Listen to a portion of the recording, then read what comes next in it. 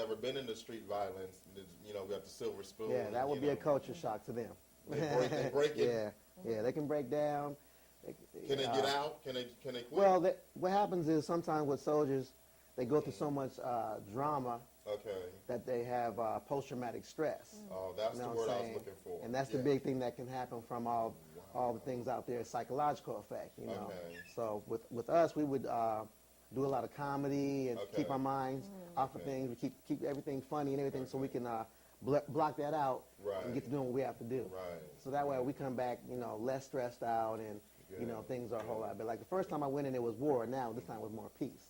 So my mind was, you know, I kind of wanted to stay a little longer, you know what I'm saying?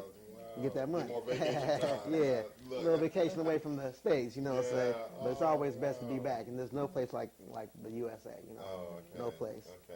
And some of the other places that you visited overseas, which was some of the ones that you like? Well, how was it in? You been to Japan? No, I haven't. I've been to Korea.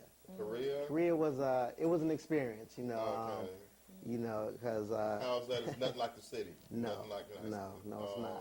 I mean, it has its up and downs. Every place you go has its pros and cons. And it was an experience, the best I could say. I couldn't say it was one of the best experiences, but I had a good time and did what I did while I was there.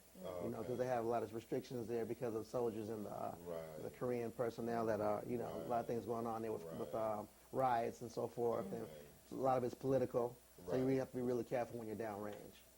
And then there was another thing I wanted to ask you that separates the me not being in the military and no rank, but sitting at home watching it on the TV. So you basically like coming from civilian point to our point of view. Yeah.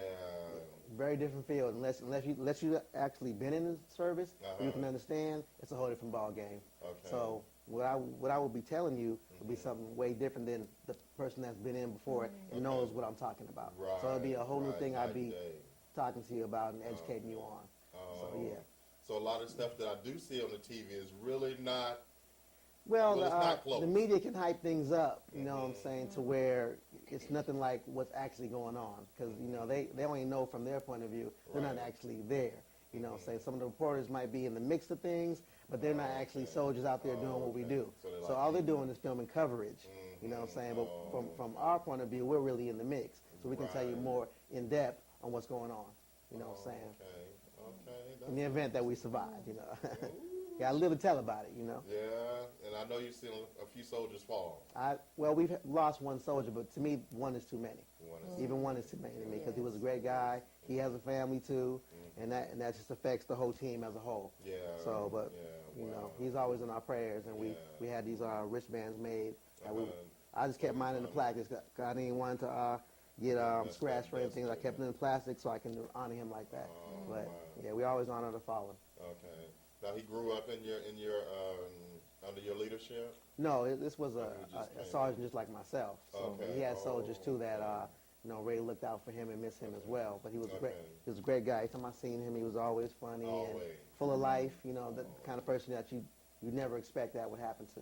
You know, bad things happen to good people for a reason, so that we can probably be stronger and, you know, hold us down. Wow.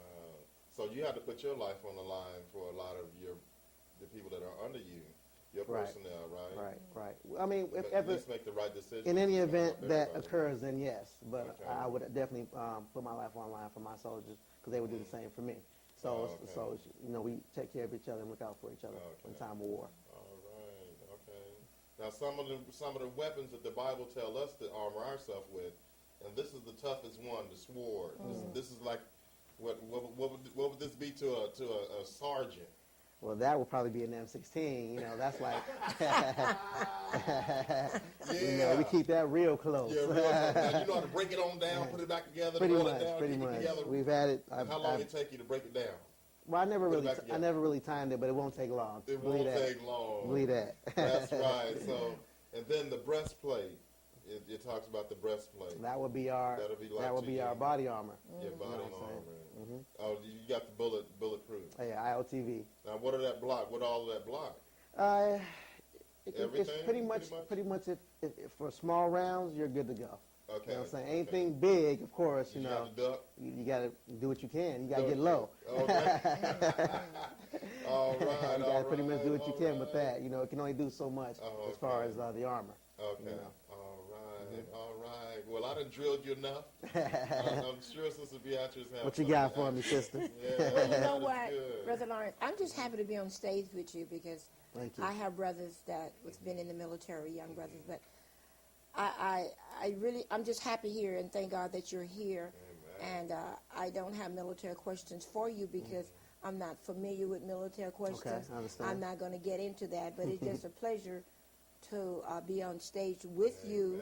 And I knew I was going to let Brother Lawrence handle everything, you know, because when I felt, you know, when I realized that it was going to be a sergeant on stage, Right. so I would not be that type of person to make a fool out of myself and ask questions that I don't know what to ask. But it's a blessing that to see you as a young man to serve your country and protect us and all that good stuff. Amen.